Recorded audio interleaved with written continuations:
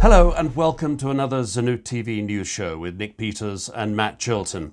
Even as we teeter on the brink of a deal, no deal, Brexit, end of transition period, call it what you will, with all the uncertainty that implies, British manufacturing is forging ahead with stories of investment and growing confidence. Matt, kick us off with BAE Systems. Thanks, Nick. Yes, back again with another defence announcement. This time the MOD has awarded BAE Systems a 15-year contract worth £2.4 billion within its munitions business. This will sustain around 4,000 manufacturing jobs in the UK and also kickstarts a £70 million investment at various BAE Systems sites in the country. So again, I think we covered this fairly extensively a few weeks ago with the government announcement committing to investing in defence. So this is obviously the latest line of investment announcements. So great news for them, and this all kicks off from January 2023 and replaces the existing munitions contract that the MOD already has in place with BAE Systems. So yeah, great news to kick the show off this week.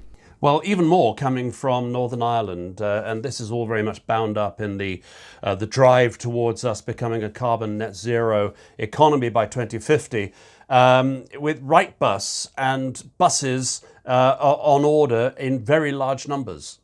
Yes, the latest contract for Wrightbus, this time 145 zero and low emission buses for Northern Ireland. Within that total figure there'll be 80 battery electric vehicles and 20 hydrogen fuel cell electric vehicles, and again a return to better fortunes for Wrightbus.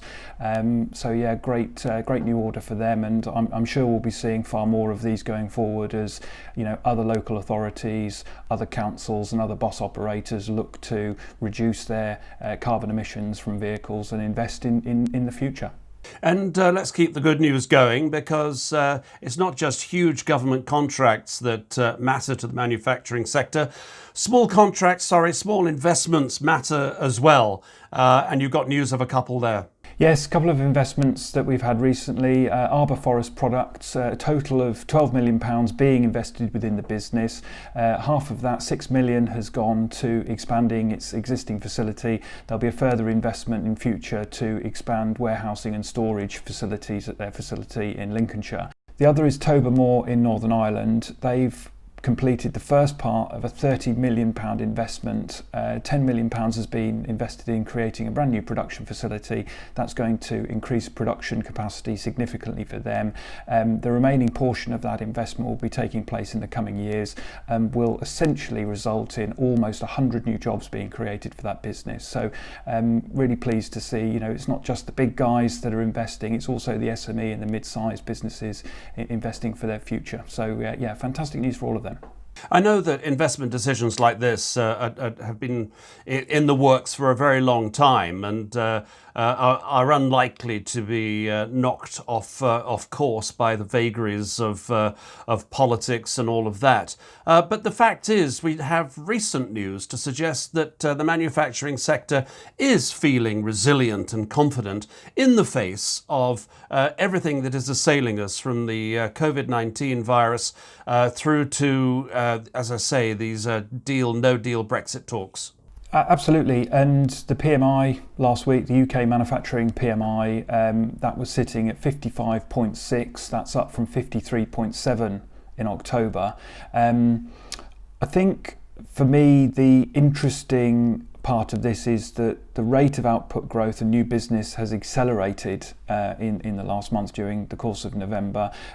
We have to obviously acknowledge that there were some further manufacturing job losses recorded during that as well, but that business optimism was at its highest level for the last 6 years. So I think that's interesting for us to look back and reflect upon where manufacturers are at the moment with everything that's going on. Obviously we're hopeful that something will happen in the very near future regarding Brexit, vaccine rollouts, and looking forward to maybe a more positive 2021. Yeah, that vaccine rollout is really important. It was, it couldn't have been better timing that BDO, the Accountants and Business Advisory consultancy, announced the results of a survey that they conducted amongst manufacturers. That survey came out the day that the vaccine was announced, and it had some very interesting news about the way manufacturers feel about the future after vaccines have been rolled out. Yes, 75% of those businesses that BDO surveyed said that they would fully recover within 6 months of a vaccine rollout, and as a total, 95% said that they would be fully recovered within 12 months of a vaccine being rolled out. The other interesting element for me was that 53% also reported feeling more optimistic.